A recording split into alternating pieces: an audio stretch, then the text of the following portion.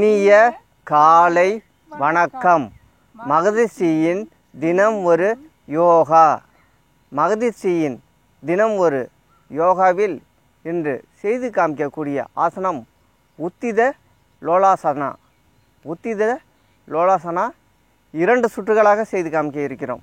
முதல் சுற்றில் ஒரு 15 அல்லது ஒரு 20 எண்ணிக்கை செய்து முடித்துவிட்டு சிறிது ஓய்வுக்கு பின் மூச்சு சுவாசம் முடிந்த பிறகு ஆசிரியர் அவர்கள் வர்ணனையில் ஒரு பருப்பு, தோரம்பருப்பு, நம்ம சாம்பார்லாம் போடுறோம் இல்லையா, அந்த பருப்பை பற்றி தெரிந்து கொள்ள இருக்கிறோம். நாங்கள் இப்போ உட்காந்துற இடத்துக்கு பின்புறமாக அந்த செடி இருக்குது. அந்த செடியை லைவாக காமிக்க இருக்கிறோம்.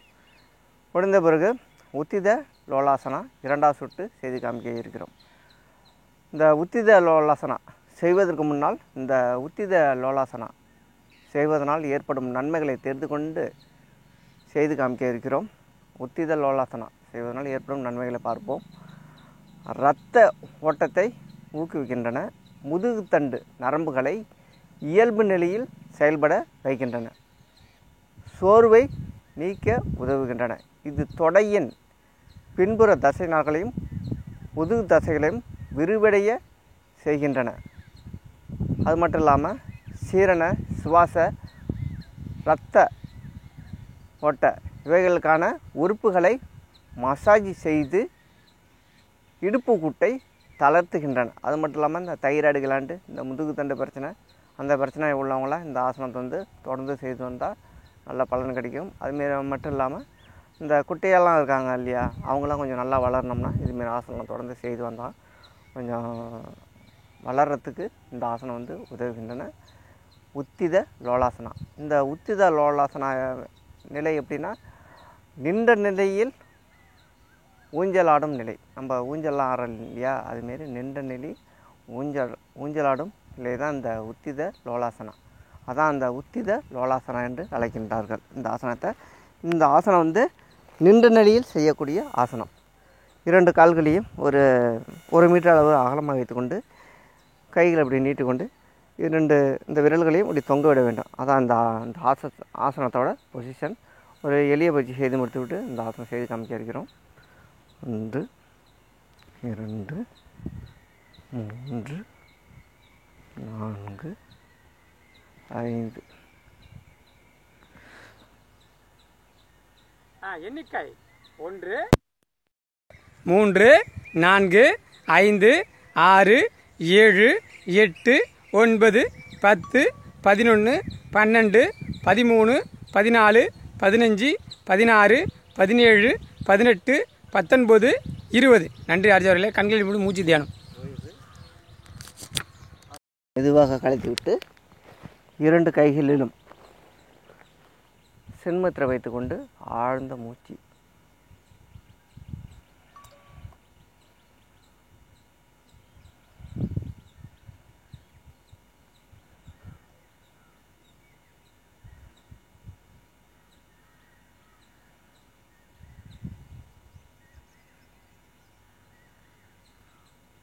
இப்பொழுது ஆசிரியர் அவர்கள் வர்ணனையில் நம்ம சாம்பாரில் வைக்கிறோம் இல்லையா, அதில் பருப்பு போடுறோம் இல்லையா, அந்த பருப்பை பற்றி இன்றைக்கி தெரிஞ்சுக்கிறோம்.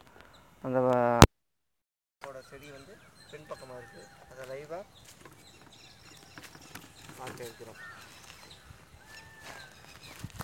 அங்காச்சு அங்கே போவோம் அங்கே பின்பக்கம் இருக்குது அந்த தோரம்பருப்பு செடி.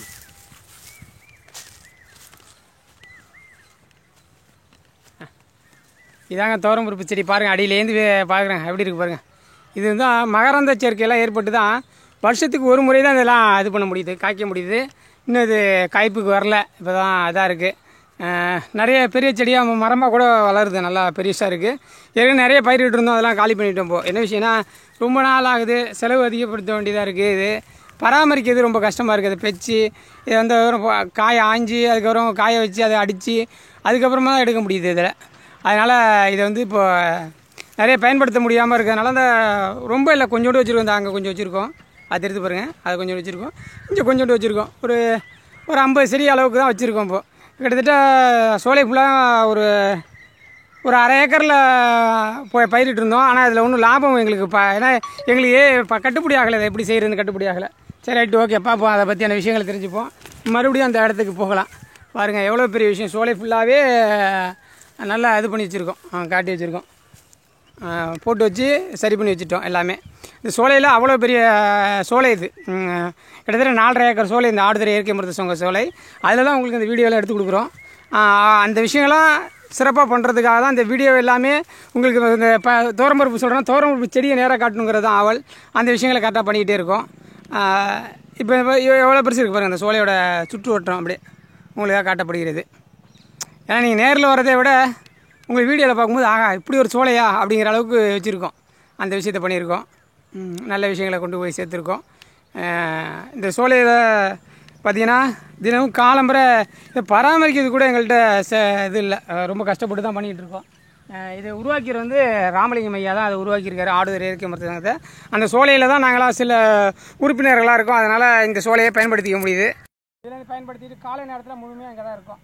யோகா செஞ்சு கொடுத்துட்டு அதுக்கப்புறம் யோகா பற்றி விழிப்புணர்வை ஏற்படுத்திகிட்டே இருக்கும்.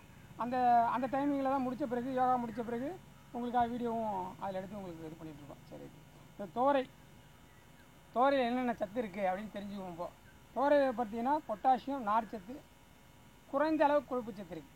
கொழுப்பும் உடம்புக்கு தேவை இல்லைங்களா, அந்த குறைந்த அளவு கொழுப்பு சத்து இருக்குது. அப்புறம் வயிறு சம்மந்தப்பட்ட விஷயம், வயிறில் இப்போ பலமாக இல்லை அப்படின்னு சொல்லுவாங்க இல்லைங்களா, அதனால் வயிறை பலப்படுத்தக்கூடிய விஷயங்களை செய்யுது. நிறைய அந்த தோரம்பருப்புலேயே 2 வகை இருக்கும், சின்ன தோரம்பருப்பு, பெரிய தோரம்பருப்பு. இது வந்து பெரிய தோரம்பருப்பு, நான் காட்ட செடி வந்து கொஞ்சம் தோரை வந்து பெருசாக இருக்கும். அப்புறம் அந்த தோரம்பருப்பை பற்றி நிறைய விஷயங்கள் இருக்குது. தோரம்பருப்பு வந்து அயல் மகரந்த சேர்க்கை கொண்ட பயிராகும். அது ஒரு மகரந்த சேர்க்கை ஏற்பாடு பண்ண மட்டும்தான் அந்த பயிர் காய்க்கவும், அது வரைக்கும் காய்க்காது. அந்த விஷயம் நடக்கும், எப்போதுமே அந்த விஷயம் நடக்கும். உடலுக்கு வந்து உடனடி சக்தியை கொடுக்கக்கூடிய மிகப்பெரிய தோரை தான். தோரையை வந்து உடனே இப்போ சாப்பிட்டோம் அப்படின்னா சத்து கிடைச்சிடும், நல்ல உடம்புக்கு. இது மாவு சத்து சொல்லுவீங்களா, தோரை பயிர் வந்து புரோதம், மாவுச்சத்து, கலோரி, இரும்பு சத்து எல்லாம் அதிகமாக இருக்குது. மருத்துவ பயன்கள்னால் விதைகள் ஊட்டச்சத்து மிக்கவை, பிழிந்து எடுக்கப்பட்ட சாறு மிகவும் நல்லது. ஆனால் அதில் அவ்வளோ சீக்கிரம் நீங்கள் அதை எடுக்கிற கஷ்டம். தோரம்பருப்பு கார்பரேட்டுகள், புரதச்சத்து மற்றும் நார்ச்சத்து, செம்புச்சத்து எங்கே இருக்குதுன்னு கேட்டிங்கன்னா அந்த தோரம்பருப்புலையும் குறைந்த அளவு கிடைக்கக்கூடிய விஷயங்கள் இருக்குது. தோரம்பருப்பில் சாப்பிட்றதுனால பலவித நன்மைகள் உண்டு. உடல் எடையை குறைச்சிடும், உயர் ரத்த அழுத்தத்தை சரி செய்யக்கூடிய விஷயங்களை செய்யுது. ஒரு புரத சுரங்கன்னு தான் சொல்லணும். இது உடலுக்கு ஒரு நல்ல வழித்தரக்கூடிய விஷயங்களை செய்யுது. வயிறு சம்மந்தப்பட்ட பிரச்சனைகளை சரி செய்யக்கூடிய விஷயங்களை இந்த விஷயம் செய்யுது. இந்த வாயு அதிகப்படுத்தும், இந்த நிறைய சாப்பிட்ற வாயு அதிகப்படுத்துறதா சொல்லுவாங்க. ஆனால் அந்த வாயு வந்து குறைஞ்ச அளவில் செய்யக்கூடிய விஷயங்களை தான் செய்யுது. இதை நிறைய விஷயத்தில் செய்வாங்க. மண்ணில் நல்லா தேய்ச்சி செய்யக்கூடிய விஷயங்களை இது பண்ணிவிடுவாங்க. மண்ணை கொண்டு இது பண்ணி ஈஸியாக உடைக்கிறதுக்கு. நாங்களாம் என்ன செஞ்சோம், உடைக்கிறதுக்கு காய வச்சு நல்லா வண்டியை விட்டு அடித்து அதேமாரி எடுத்தோம். தோரம்பருப்பு எடுத்து அதேமாரி பண்ணணும். அதெல்லாம் கொஞ்சம் ப்ராசஸ் பெருசு. ஆனால் வைட்டமின் சியும் இருக்குது இதில். உடலில் வந்து நோய் எதிர்ப்பாற்றலை அதிகப்படுத்திகிட்டே இருக்குது. நிறைய சொல்லிகிட்டே இருக்கலாம், நேரம் அதிகமாக நேரத்தை இது பண்ணலை. நிறைய விஷயங்கள் கொண்டு போய் சேர்க்குறதுல எங்களுக்கு சந்தோஷம்தான். உங்களுக்கு அந்த பயிரை காட்டி அதோட விளக்கங்களை சொல்லும்போது மிக்க சந்தோஷப்படுறோம். மீண்டும் ஒரு முறை உங்களுக்காக அந்த விஷயங்களை சொல்லி அதை பற்றியான விஷயங்களை கொண்டு போய் சேர்ப்பாங்க. இப்போ தோரம்பருப்பை பற்றி நிறைய சொல்லியிருந்தோம், ஆனால் எல்லாமே காதில் விழுந்துதான்னு தெரில. ஏன்னா மைக்கை இது பண்ணாமல் விட்டுட்டேன்னு நினைக்கிறேன். உங்களுக்கு எங்களோட மைக்கை கனெக்ட் பண்ணாமல் விட்டுட்டேன்னு நினைக்கிறேன். மீண்டும் ஒரு முறை உங்களுக்காக என்ன விஷயம்னா, அந்த தோரம்பருப்பில் என்னென்னலாம் இருக்குன்னா, ஃபஸ்ட்லேருந்து சொல்லிடுறேன். உங்களுக்கு தோரம்பருப்பில் என்ன கிடைக்கும் அப்படின்னா, பொட்டாசியம், நார்ச்சத்து, குறைந்த அளவு கொழுப்பு சத்து இருக்குது. மீண்டும் ஒரு முறை உங்களுக்காக அதை நினைவுபட்டுரும். ஏன்னா உங்களுக்கு குறைவான சவுண்டு கேட்டுக்க வாய்ப்பு இருக்குது. தோரம்பருப்பு வந்து மகரந்த சேர்க்கை கொண்ட பயிர். எனவே அதனால் கொஞ்சம் நாட்கள் ஆகும், 1 இயர் ஆகும். அந்த 1 இயரில் ஆகும். அந்த பயிர் மகரந்த சேர்க்கை ஆன பிறகு தான் காய்க்க ஆரம்பிக்கும். இதில் வந்து விதைகள் ஊட்டச்சத்து மிக்கது, பிழிந்த எடுக்கப்பட்ட சாறு சாப்பிடலாம், ஆனால் ரொம்ப கஷ்டம். இதில் கார்பரேட் இருக்குது, புரதச்சத்து இருக்குது மற்றும் நார்ச்சத்து, செம்பு சத்து நிறைந்த பருப்பு வகைகள். சைவ பிரியர்களுக்கு மிகவும் சிறந்த விஷயம். இது இல்லாமல் அவங்க சாப்பிட்றதே கிடையாது. தோரம்பருப்பு இல்லாமல் சாப்பிட்றதே இல்லை. தோரம்பருப்பு சாப்பிட்டா பல நன்மைகள் உள்ளன. உடல் எடை குறையும், உயர் ரத்த அழுத்தத்தை சரி செய்யக்கூடியது. இது ஒரு புரத சுரங்கன்னே சொல்லலாம். அவ்வளோ பெரிய விஷயங்களை கொண்டு போய் சேர்க்குது. தோரம்பருப்பில் வந்து நல்லா 4 ஊட்டச்சத்து பயன்கள் உள்ளது. நிறைய விஷயங்கள் சொல்லிகிட்டே கொடுக்கலாம். சரி ரைட் ஓகே. மண்கட்டிய தோரம்பருப்பை காய வச்சு மண்கட்டி தோரம்பருப்பை அதுக்கப்புறம் இது பண்ணுவாங்க, வெடிக்க வைப்பாங்க. நம்ம வந்து வண்டியில் விட்டு அடித்து வெடிக்க வச்சுருக்கோம். தோரம்பருப்பு ஒரு பெரிய ப்ராசஸ் தான் எடுக்கிறதுலாம். ரொம்ப நிறைய விஷயங்கள் சொல்லிகிட்டே இருக்கலாம். சரி ரைட்டு. தோரஞ்செடி வந்து சில பூச்சிகளோடு தாக்கான அதெல்லாம் நிறைய விஷயம் இருக்குது, கொண்டு போய் சேர்க்கணும். அதை பற்றி வேளாண் பற்றி நிறைய சொல்லலாம், நிறைய விஷயங்கள் சொல்லலாம். சரி, ரைட்டு, ஓகே.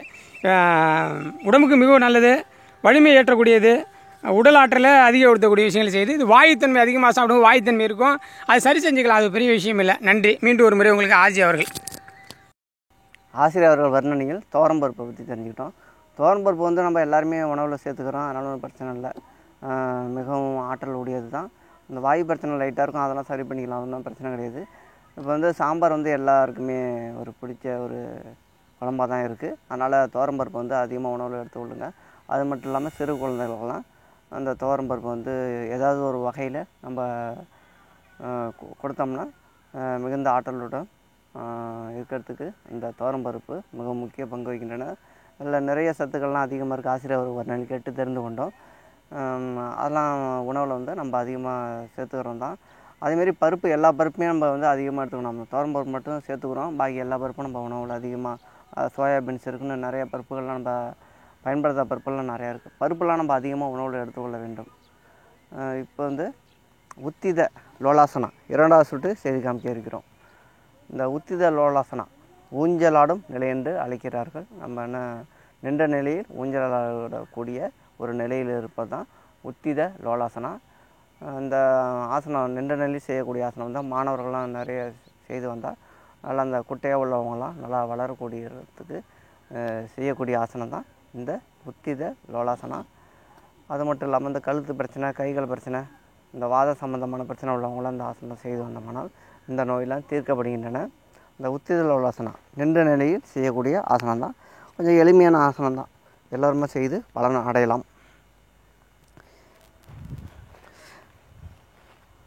1 2 3 4 5 எண்ணிக்கை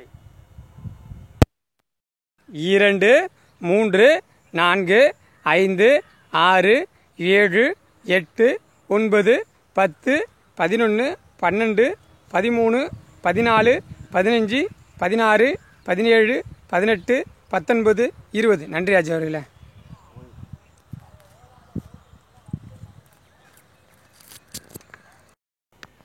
இரண்டு கைகளையும் சென்மத்தில் வைத்துக்கொண்டு ஆழ்ந்த மூச்சு சுவாசம்.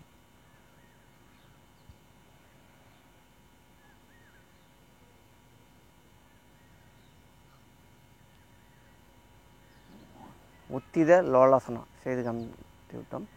நம்ம ஏன்னா இந்த ஆசனம் வந்து ஏன் முக்கியத்துவம் கொடுக்குறோன்னா, 2 கைகளும் இப்படி யாருமே தூக்குறது கிடையாது. யாருமே ஏதோ இந்த வாலிப பசங்க, இந்த கிரிக்கெட் விளாட்ற பசங்க தான் இப்படி கையெல்லாம் தூக்குறாங்க, பவுலிங்லாம் போடுறாங்க இல்லையா, அவங்களாம் வேறு தூக்குறாங்க.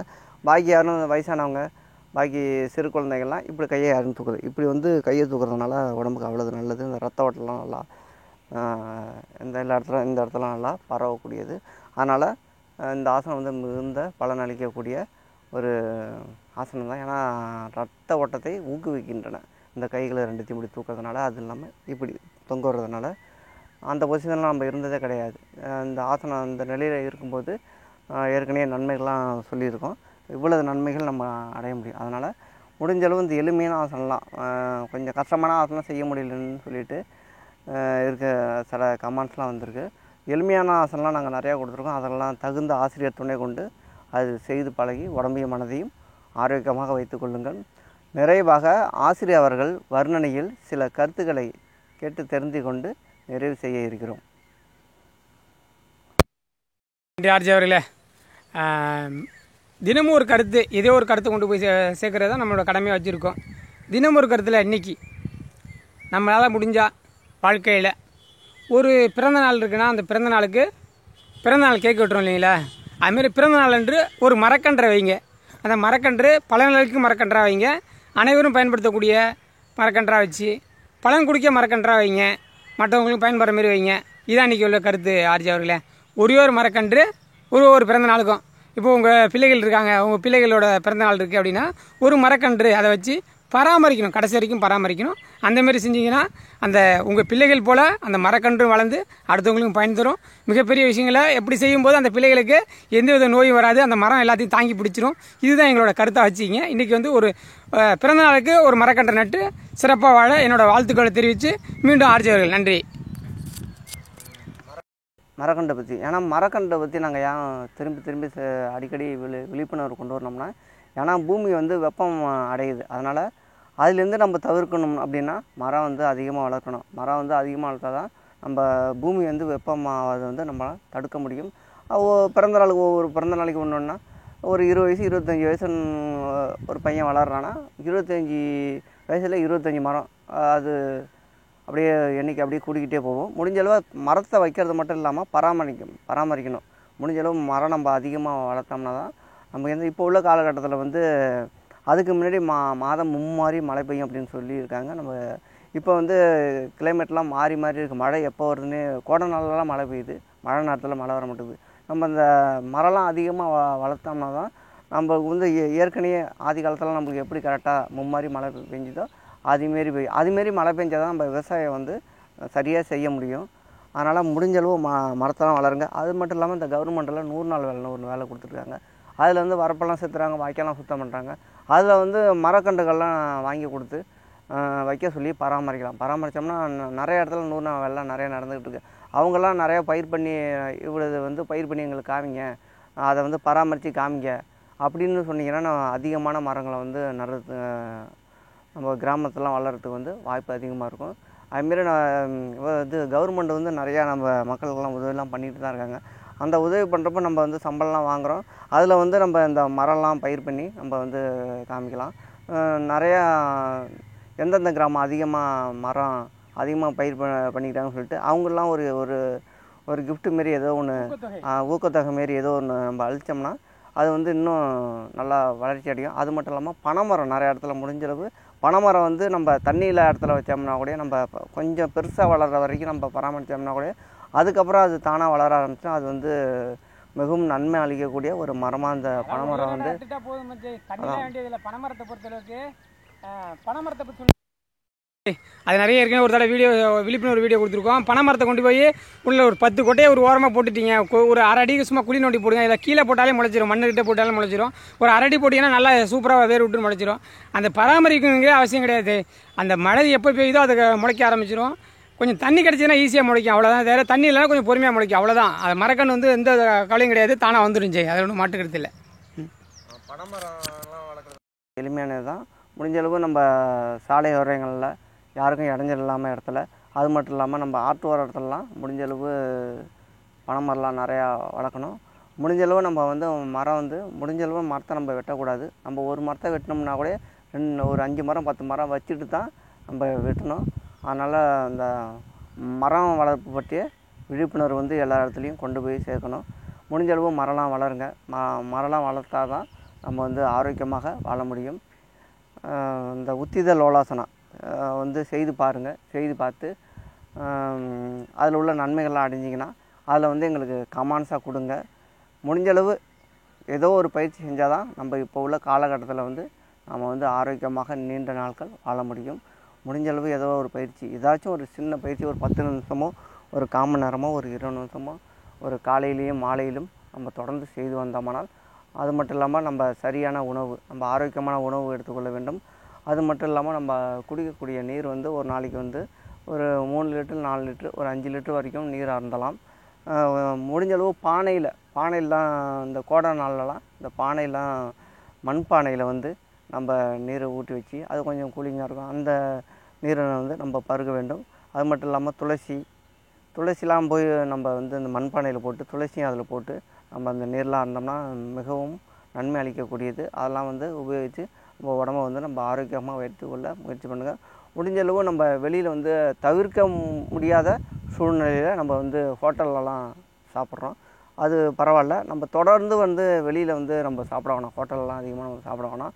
தொடர்ந்து நம்மளால் முடிஞ்சு இப்போ வீட்லேயே சமைச்சு சாப்பிடணும். இப்போ கடையிலலாம் பாருங்கள், அன்றைக்கி ஒரு நாள் ஒரு கடையில் போய் பார்க்குறேன், சப்பாத்திலாம் போட்டு ரெடியாக ஒரு பாக்கெட்டில் ஒரு 10 இருக்குது ரெடி. இது எத்தனை நாளைக்கு தான் தாங்க அப்படின்னா 14 நாள் வரைக்கும் தாங்க முடிக்கிறாங்க. அது அப்படின்னா அதில் வந்து எவ்வளோ கெமிக்கல்லாம் இருக்குன்னு பாருங்கள். முடிஞ்சளவு வந்து இந்த வியாபாரிகள்லாம் என்ன பண்ணுறாங்கன்னா மக்களை எவ்வளோ சோம்பேறி ஆக்க முடியுமோ அவ்வளோக்கு ஆகுறாங்க. இப்போ கடையெல்லாம் வந்து மாவு பாக்கெட்லாம் விற்கிது, அப்படியே மாவு வாங்கிட்டு வராங்க, தோசை ஊற்றி சாப்பிட்றாங்க. அதுமாரி இல்லாமல் சப்பாத்தி அதுமாரி இருக்குது, அதுமாரி நூடுல்ஸ் ஐட்டம் நிறைய ஐட்டம் அதெல்லாம் அதுமாரி இருக்குது. அதெல்லாம் முடிஞ்ச அளவு தவிர்க்க வேண்டும். டப்பா உணவுகள்லேருந்து முடிந்த அளவு தவிர்க்க வேண்டும். இயற்கையான உணவுகள், காய்கறிகள், பழங்கள் அதெல்லாம் வந்து உணவில் வந்து நம்ம அதிகமாக சேர்த்து கொண்டோம்னால் நம்மால் நீண்ட நாள் ஆரோக்கியமாக வாழ முடியும். இப்பொழுது உத்திதல் யோகாசனம் செய்து காமித்து விட்டோம்.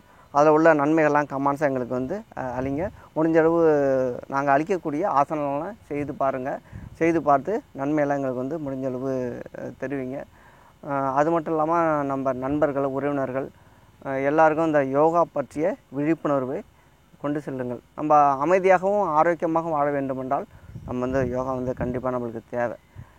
மகதீஷியின் தினம் ஒரு சேனலை வந்து தொடர்ந்து பாருங்கள், ஸ்கிப் பண்ணாமல் பாருங்கள். லைக் பண்ணுங்கள், ஷேர் பண்ணுங்கள், கமெண்ட் பண்ணுங்கள், சப்ஸ்கிரைப் பண்ணுங்கள். தொடர்ந்து உங்களுக்கு டெய்லியுமே ஒவ்வொரு ஆசனம் வந்து அழுத்துக்கிட்டே இருக்கிறோம். நாளை ஒரு சிறப்பான ஆசனத்துடன் உங்களை சந்திக்க காத்து கொண்டு இருக்கிறோம். நன்றி, வணக்கம்.